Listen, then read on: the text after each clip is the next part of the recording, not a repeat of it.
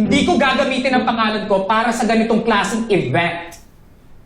I'll call Mr. Songsam at aatras na ako. Or baka pwede po nating gawing ano to, Save your excuses, darling. Dahil kung gusto ko ni Mr. Songsam at ng PM, ako dapat ang masusunod.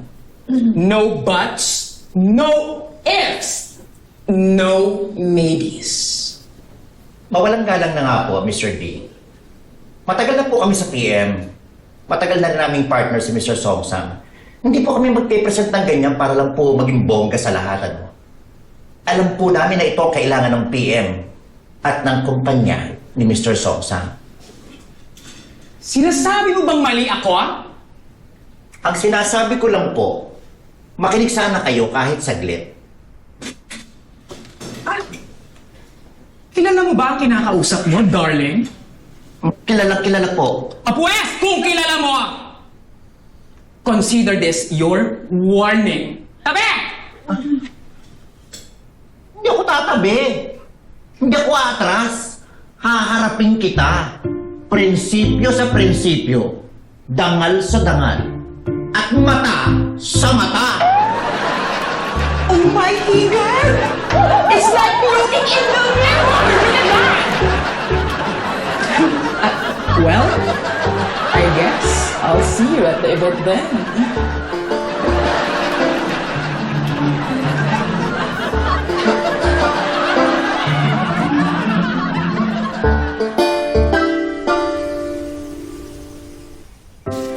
Buti na itawag ka agad sa akin ni Chito. Hindi ko na alam kung paano isusoli sa inyo yung pera na yan eh. Naku, maraming salamat, Idol. Mabuti, kayo nakakita nito. Oo. Ang swerte ko talaga, no?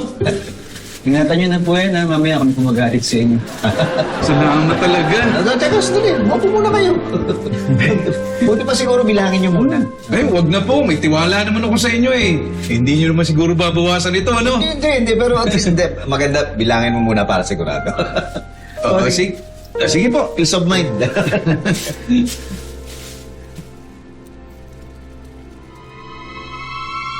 Adobo po. Ano po?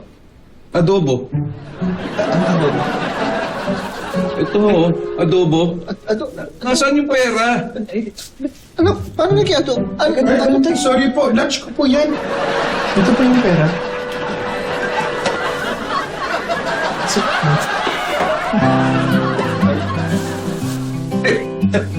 Bilangin nyo na. Pala yung pera. Salamat tayo. Ang basura ay tinapon mo, babalik din sa'yo. Kung ano ay tinanim, yun din ang aanihin. Dalawang magkaibang kasabihan, pero isa ay ibig sabihin. Karma. Pero ito bang mga kasabihan na ito palaging totoo? Parang hindi naman no? Minsan, mabuti naman yung ginawa mo. May nang-aagrabyado pa rin sa'yo. Minsan naman, ang lakas mo manggago, pero mabait pa rin sila sa'yo. Pero madalas, mas okay nang magpakatino kaysa manloko. Kasi pagdating ng panahon, mas gusto kong maging mabait sa sarili ko kaysa lokohin mo sarili mo.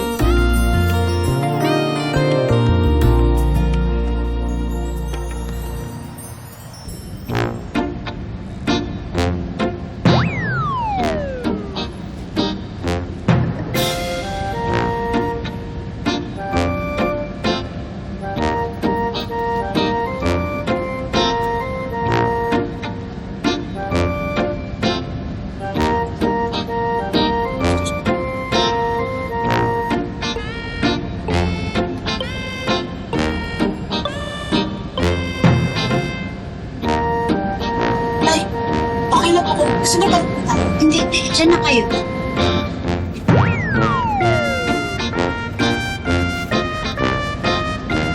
Ewan ko po, pero pangit ang feeling na so... Hindi. Tsaka ayos lang naman ako dito eh. Hindi naman ako umis, hindi ako PWD. Di ba? Kung masisiksik tayo ng konti, ayos lang naman eh. Kung may magbibigay, ayos. Kung wala, ayos lang din.